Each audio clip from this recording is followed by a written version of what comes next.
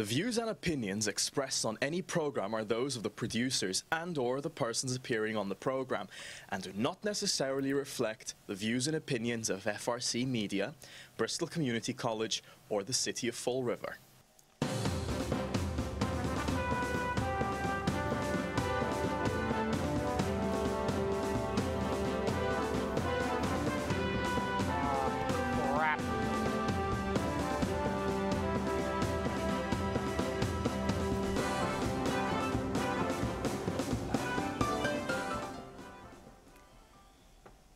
Well, hello. Welcome to Spindle City Straight Talk. I'm Chip. And I'm CJ.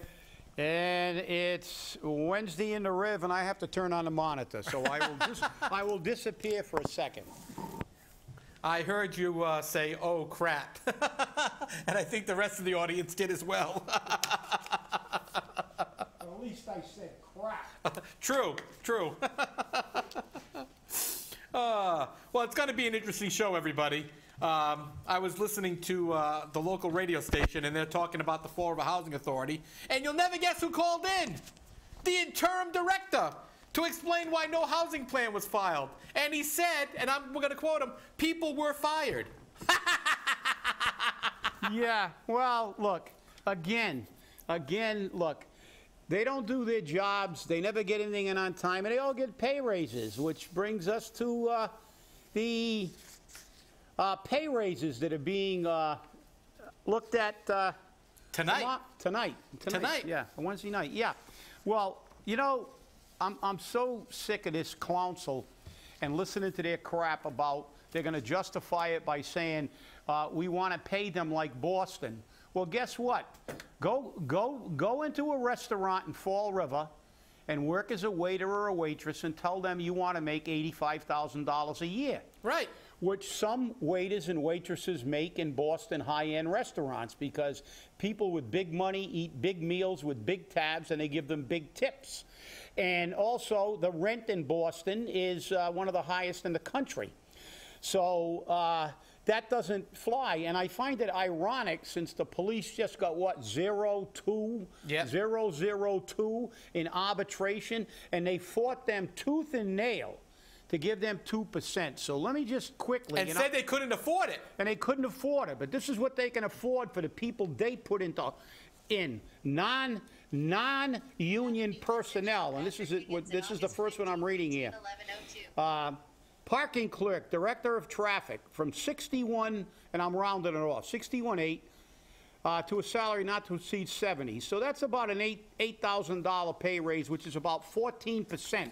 Remember, the police got 0 and 2, which comes out to about 1 or less than 1. That's number one.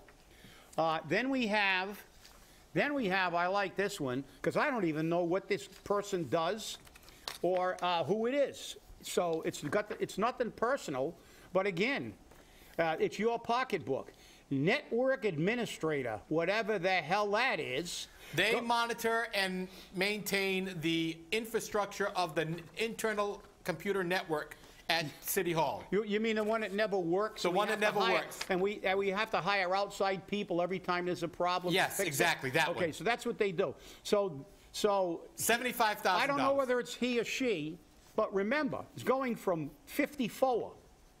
That's an $11,000 pay raise. No, it's going to 75, so it's a 21. I'm sorry, my math is, I'm getting crazy looking at these numbers. $21,000 $21,000, which is like almost a 50% pay raise. It's about a 42% pay raise. And we continue on. Oh, this guy only got a small one. Assistant, not the head clerk. Assistant city clerk. From 69 to 75, that's chump change. Five That's grand. a nez. Chump change. Forget about that pay raise. Yep. Okay. Now we got another guy here that's what is this guy? City treasurer, from 81 to 90, 9,000. 9,000. What the hell? That's only about 11%. Then we got 66,000 to 85. That's not too bad. And I think that's a new position. Yeah, new position. Manager of Operations Streets and Highways. Boy, does that sound impressive. Well, I'm going to tell you right now, just that title alone Just that title alone is worth a $19,000 pay raise. That's, I know. Because they must have sat in a room for days trying to figure out a really, really impressive title to give somebody a $19,000. And by the way, that's a 33% pay raise. And by the way, the average individual income in Fall River is still $22,000 a year. So this guy got a pay raise that's $3,000 less than somebody's working a year for. And he got that on top to bring his salary up. So, you know, it goes on and on and on, and then they got another one now. Brand new position. Brand new position, Assistant Human Resources Direct Assistants. Not to exceed $65,000, but that doesn't count stipends. So people, when your council approves these things, throw them all out. At the next election, everybody who voted for any of these pay raises, they should be gone. Because when they pay our police officers, and our police officers don't have to go to arbitration to get a lousy 2% raise over a 3-year contract, and they're giving people $18,000 and $19,000, most of whom, by the way, don't even live in a city, refuse to comply with the city ordinance and move back in the city, or move to the city. And we got a new person we're hiring from, and I saw you had her resume. We're hiring another person from Providence. I mean, I guess the only people with brains come from Providence, because Jaysville must have met all the smart people when he went to PC. So he brings everybody in from out of town. Let's see, we've got Faust that's been here for how many years now, and he still lives in Fairhaven. Mattapoisett, whatever it is. Mattapoisett, or it's all the same. That's right. Out there, it's not Fall River. That's what counts. It's not Fall River. And I'm sure we couldn't have found anybody in Fall River with any qualification. I don't know. I think there's one you're looking at right on the screen right now. Yeah, that's true. But I was looking at that, and I was going to tell you for you to address her resume, because obviously you have the credentials in that, and especially in that area. We're talking about health. Right, because I am a public health. I'm a public health nurse, certified public health nurse. And you are, as that guy who they call doctor, and he's really a PhD. You are a PhD, a piled high and deeper. That's right. That's right, in nursing. So remember, everybody, when CJ's talking about this resume and about this job, he is a doctor nurse. This person is gonna take the position of Dr. Valancourt, who has since left, but. They claim that she has a background in this. Well, let me tell you what her background is initially. Her associate's degree and her bachelor's degree is from the Fashion Institute of Technology in advertising. Fashion Institute of Technology. Wait, I know the rest of this pile. We got so much paperwork today. Her associates is in fashion, merchandising, and management. That's what she needs for being the Director of Health and Human Services. Beautiful. And you got to look good when you're enforcing this. Exactly. And her bachelor's degree is in advertising and marketing communications. Good. So, but of course, the Jaysville made this work, because he said, with her background in a master's in public health, because she did go to the Mass College of Pharmacy in 2017. But not for pharmacology. No, she got her master's in public health. And her claim to fame there was she was the lead contributor to the Massachusetts College of Pharmacy and Health Sciences MPH social media accounts. In other words, she was a Facebook contributor. Help me. Her public health background includes the Dana-Farber Cancer Institute, which you have a good background in, as a health educator. She partnered with communities, corporations, and health fairs to promote our services and coordinate sun, safety, and skin cancer program events. She was a health educator. You don't need a master's to be a health educator. You just need to know. And I would like to see exactly what she did at Dana-Farber, because as you well know, I am very familiar with Dana-Farber and the level of the people. I don't know who she was educating up there, but my first cousin was one of the leading, not only at Dana-Farber, but in the world, one of the leading research oncologists in the world, and published in the Journal of American Medicine and a whole bunch of other places, and lectured all over the world, and worked at Dana-Farber for over 30 years. So I'm pretty familiar with Dana-Farber. And I find it hard to believe that somebody who went to fashion school and had most of her degrees in non-medical issues is giving a lot of information and running some really comprehensive courses for the people who work at Dana-Farber. So everybody, look, and I know people pad their resumes, but when you start talking Dana-Farber, I am very familiar with that particular hospital, because as I said, I had a relative who was one of the top doctors in that hospital for for decades. That hospital, as everybody knows, is one of the leading cancer facilities in the world, not just in the Northeast or the East Coast, one of the leading cancer facilities in the world. Here's what makes me sick on her resume. From October 2017 to May of 2018, she allegedly works for the New York University SOM's World Trade Center Health Program, and she assisted with the coordination and planning of the Research to Care Community Engagement event on 9/11 Health, a forum to explain 9/11 environmental hazards and to identify common comorbidities for our patient population. Well, 9/11 was years ago. That was 2001. I'm not saying we forget about it. And there are still health issues. But you know what? I think the key word to that is assisted, which means that she might have gone there and went to a coffee hour on it and said, well, I went in there and I think you better explain the word. But here's the thing. She says morbidity to our viewers. She says quite clearly in her resume, she developed outreach materials including flyers, newsletters, educational fact sheets, holiday cards, and webinars. That's marketing. Marketing, exactly. That's marketing. She did marketing. She's not a health official. So any city councilor who may be watching, question this. Because number one, she's from Rhode Island. We're supposed to hire from Massachusetts. This resume does not qualify for her to do this job, in my opinion, just because she went to the New York School of, the Massachusetts College of Pharmacy for a master's in public health. Yeah, I'm sorry, she has a bachelor's and an associate's in fashion and marketing. That's it. But what does the mayor say in his request for her approval? Ms. Kern has a master's degree in public health and has done outreach in healthcare industry for programs including World Trade Center health programs for 9/11 first responders and Dana-Farber Cancer Institute community programs. Ms. Kern's marketing experience will also enable her to strengthen the city's collaboration with our health service agencies and their constituencies. Oh, yeah, we really need a collaboration. Her starting annual salary will be $82,000. Her resume is included for your reference. Well, again, there's somebody in Fall River, at least one person. You mean the counselor never reads anything? Exactly. So he submits this resume and nobody's going to look at it, and if they do look at it, they're going to read what he says. Because, it's very fortuitous, because I found this today when I got out of my car coming in, and we're going to use this as a visual aid, because this is what these people do. These politicians, they hire people from out of town, they kill your tax rate. So what they do is they sneak up on you like a sunflower.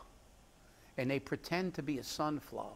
And then they get the taxpayers convinced. And then that sunflower pivots quickly. And there goes the taxpayer. See you later. Bye. So remember, this is our new prop. Anytime they give you a screw-in, we're going to show you not only the wheel of misfortune, we'll call it now, but we're going to show you the sunflower that turns into destroy the taxpayer. So, yeah, it's amazing. It's amazing. And, they just never end. And they do nothing for the regular people. What do they do for regular people? Nothing. So we see all these pay raises, and then I'm going to look at this next article. Fall River Tourism Director stalling in the committee. Well, it should stall forever. But you know the one that got me? The senior Fall River residents in Dolan House, again, they don't fix anything. These people all got pay raises. They've been on the board for 20 years.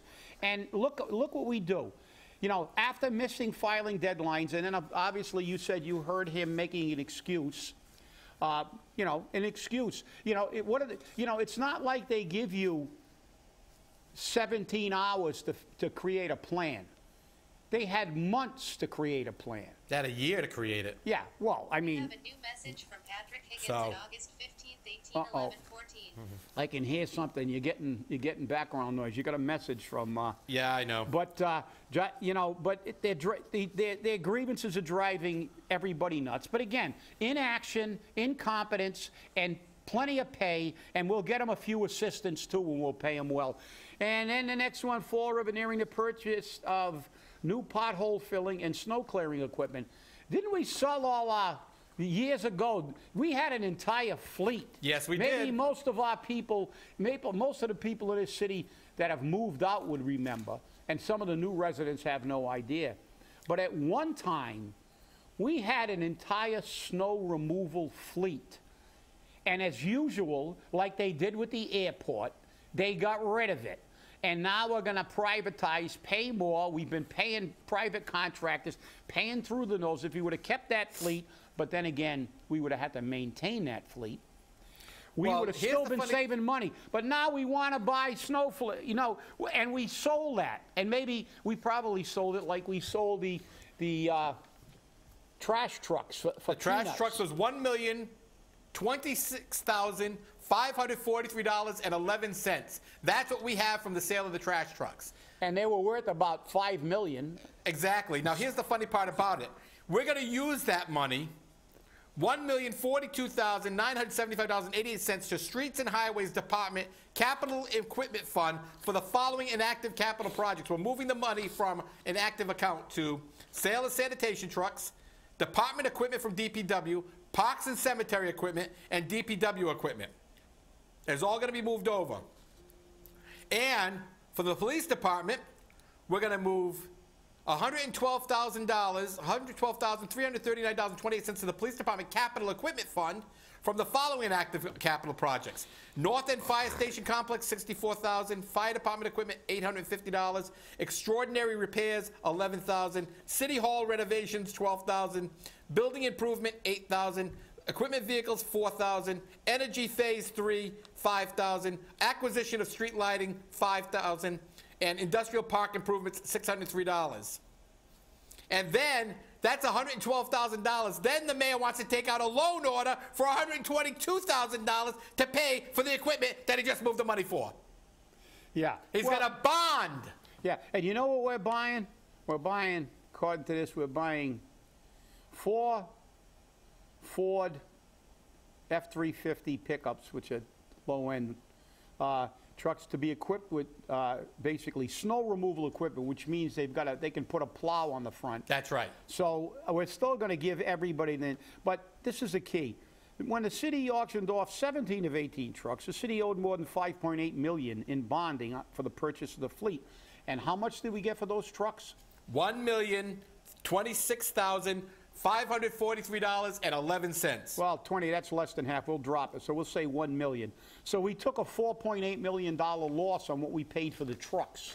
So I did say ballpark 5, and I was close. It was almost 6, nearly 6. Again, the incompetence of government knows no bounds because there's no accountability. If you pulled one of these boners and all the boners we've talked about, like not submitting plans on time and losing a contract or having all the problems they're having in a housing authority or hiring incompetent people, you would be out of business or fired, depending on if you were the business owner, you'd be out of business if you were that incompetent. But in federal, state, and local government, incompetence breeds pay raises and more jobs, because then you hire assistants to the assistants to the assistants, give them pay raises, and then you come up with this idea that, well, we have to pay them this because we have to have salaries comparable to Boston. Well, do landlords get rents comparable to Boston? Not yet. They make more in 1 month for a rental apartment than you do in 6 months in Fall River, maybe almost a year. So, I mean, it's absolutely ludicrous. And then when you go to arbitration, if you tried to use Boston, they would say, absolutely not. You're just a working guy. You can't use those things. They're not applicable. And I remember, it goes back forever. I remember when they were going to raise the salary of the mayor many years ago. They not only did a statewide search of the biggest cities that got the most money, but they actually did a study, a nationwide study of mayors of cities of our size, which is totally ludicrous. Totally ludicrous. You have to, you know, economics is simple if you actually understand it. And capitalism is simple. You charge what the market can bear. Well, this market can't bear those kind of salaries. I'm sorry. And they always told us at the bargaining table, you know, you want to get Boston wages, go work in Boston, unless you're an administrator. But so what do we get for, you know, we have to deal with them saying nationwide search, this search. And at the time, I'll never forget it because I actually used it at the bargaining table one time. When they did the mayoral nationwide search, I pointed out at the bargaining table, of course it didn't do any good, that a trash collector in San Francisco was making more than the governor of Massachusetts at the time. Because San Francisco's an extreme, as a matter of fact, even today, I saw a documentary about a year or two ago about San Francisco losing a lot of their property owners because it's just so incredibly expensive to live there, right? Really, or anywhere in California. But again, they have to because they're real people and they work in real jobs in the real world where there are consequences for being a clown and a screw-up, not in the government where you get rewarded. You can't use those if you're an average worker. But when you're an appointee, you don't have to abide by the city charter. You don't have to abide by the city ordinance for residency. You don't have to abide by the same criteria that we give regular people, people who do the real work in this city, who basically provide the services that make your life a little easier. They protect you from crime. They protect you from fire. They ensure that this city is semi-clean, as good as they can do, with the resources they have. But there's a double standard. It's a double standard. It's like that lunatic that I heard speaking one day that talked about Fall River being a great example of how the Democrats can screw up. Of course, she was a Republican. How the Democrats can screw up everything because 100 years ago, Fall River was one of the greatest and richest cities in the country. But she forgot to mention that 100 years ago, or even over 100 years ago, Fall River had some of the richest people in the United States. The Braytons, the Bordens, the Durfees, the people who own the mills.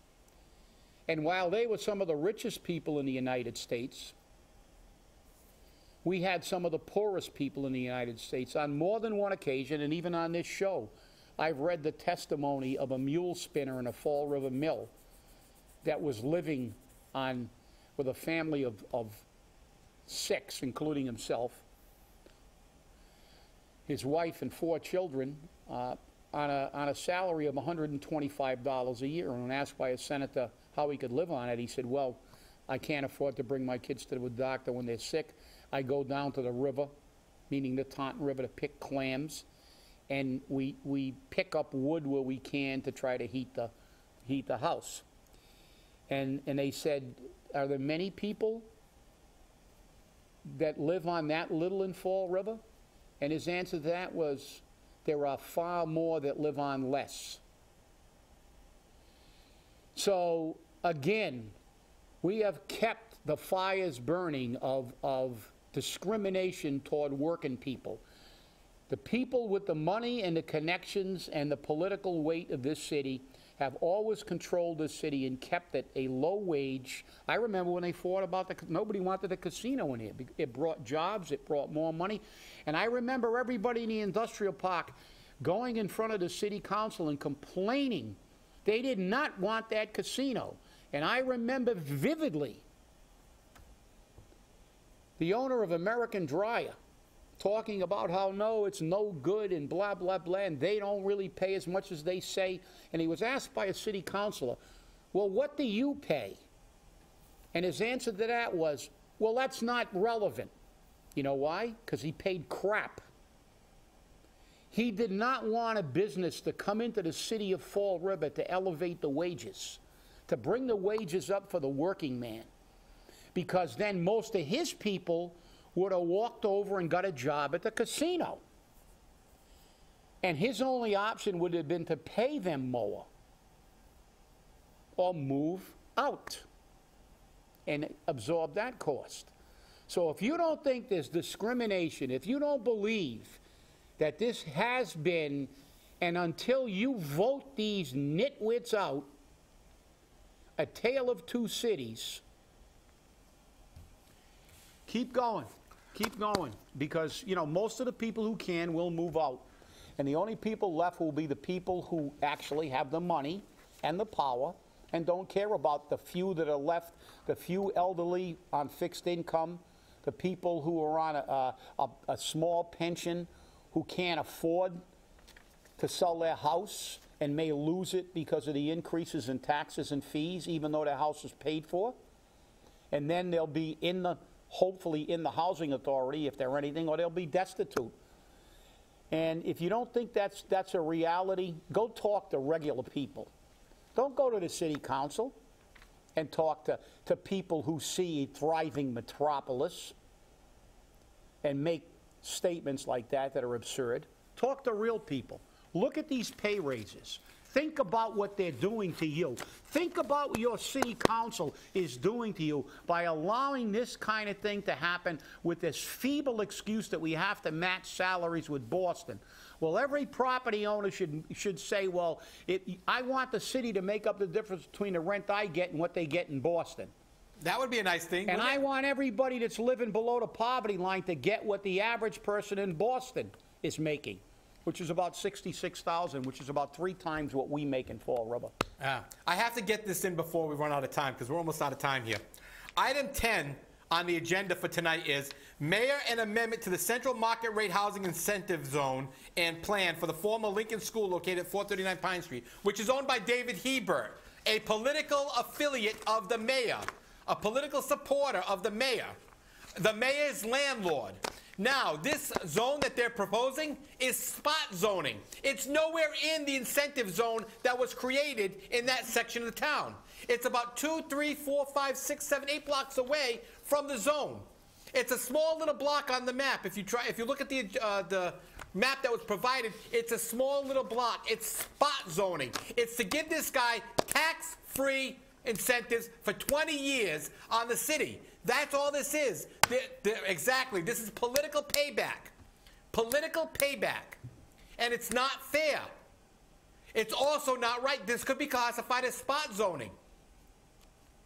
And if the city council approves this, which I'm quite sure they will, I'll tell you now, this shows you how corrupt this administration and this city council is. This is corruption at its best. This is corruption at its best. Well, look, CJ, geez, you're going to complain about this little tiny spot zoning to give him I mean, how many millions of dollars did we spend to fix up the street that he's on? Oh, I know. I mean, so, you know, the money that it's not his money, but the money this mayor spends to take care of his friends knows no bounds, because he will spend it until you don't have anything left in your wallet. Exactly. Exactly. And that's the biggest problem we have. It truly is the biggest problem we have. Yeah, the people that represent us do not represent us, and they all need to go. We need to drain the swamp. We need to drain the swamp. Yeah, it would be nice if we could. And remember, if you need spot zoning, make a donation. Yeah, a big donation. And raise some money for them, too, while you're at it. That's it. Hey, have a great day, and we'll see you on Friday to talk about what the council did tonight. Hey, take care. Stay angry.